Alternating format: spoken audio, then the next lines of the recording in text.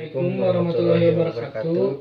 Saya Faisal Yusuf Isnan dengan nomor NPM 10121075. Saya Ica Febian dengan NPM 10121091. Kami akan menjelaskan analisis rasio keuangan dari PT CPIN. Saya Faisal akan menjelaskan rasio likuiditas. Yang pertama ada rasio lancar. Rasio lancar yaitu rumusnya adalah aset lancar dibagi liabilitas lancar.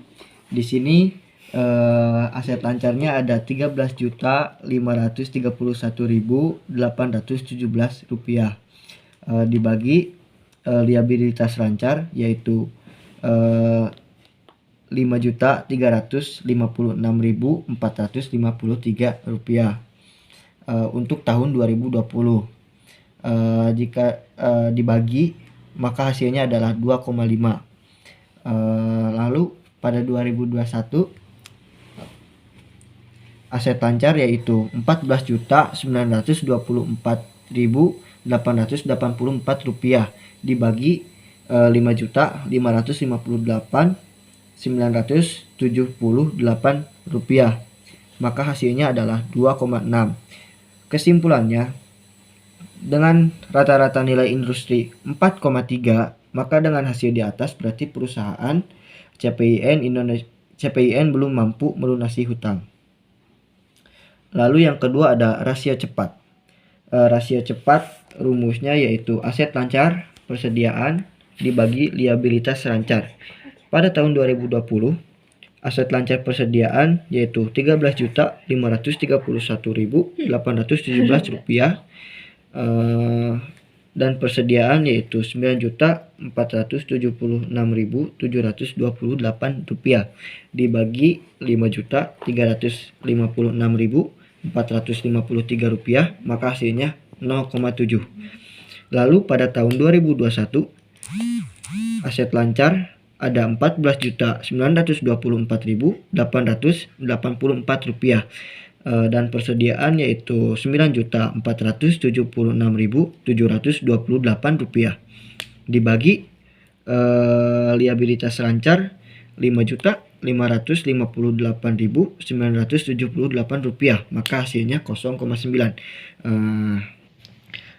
Maka dari rasio cepat kesimpulannya yaitu dengan rata-rata nilai industri 2,2, maka dengan hasil di atas berarti perusahaan CPIN belum mampu melunasi hutang. Saya Iksan Febian akan menjelaskan rasio manajemen aset. Di dalam rasio manajemen aset yang pertama itu ada rasio perputaran persediaan. Rumusnya yaitu penjualan dibagi persediaan. Penjualannya adalah pada tahun 2020 penjualannya adalah 7.998.624 rupiah dibagi persediaannya yaitu adalah 8.350.703 rupiah, dibagi sama dengan 0,9. Sedangkan tahun 2021 penjualannya yaitu 9.800.272 rupiah dan dibagi persediaannya yaitu 9.476.728 rupiah, hasilnya adalah 1,03. Kesimpulannya yaitu perusahaan kurang mampu karena rata-rata rasionya adalah 10,9. Selanjutnya jumlah hari penjualan belum tertagih. Rumusnya yaitu piutang dibagi rata-rata penjualan per hari. Rata-rata industrinya adalah 36 hari. Pada tahun 2020 2.636.660 rupiah dibagi rata-rata penjualan per harinya yaitu 279989 rupiah. Hasilnya yaitu 941 hari. Kesimpulannya yaitu perusahaan sudah mampu karena rata-rata industrinya adalah 36 hari. Berikutnya yaitu rasio perputaran aset tetap. dengan rumus rasio perputaran aset tetap sama dengan penjualan dibagi aset tetap neto.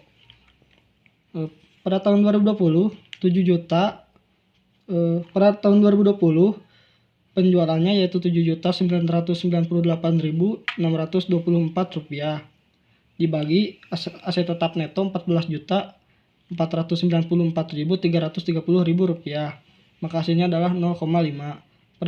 Sedangkan pada tahun 2021 penjualannya yaitu Rp9.800.272 dibagi Rp14.805.671. Maka kesimpulannya yaitu dengan rata-rata industri 2,8, maka dengan hasil di atas perusahaan belum mampu atau kurang mampu. Yang terakhir yaitu rasio perputaran aset total. Dengan rumus penjualan dibagi total aset. Pada tahun 2020 penjualannya yaitu Rp7.998.624 dibagi total aset yaitu Rp31.159.291. Maka hasilnya adalah 0,2. Sedangkan pada tahun 2021 penjualannya yaitu Rp9.800.272 dibagi Rp32.838.805. Maka hasilnya adalah 0,2. Jadi kesimpulannya adalah perusahaan belum mampu atau kurang mampu karena rasionya di bawah rata-rata industri. Penjelasan dari kami, saya Faisa, Saya Iqsyal. kami pamit undur diri. Wassalamualaikum warahmatullahi wabarakatuh.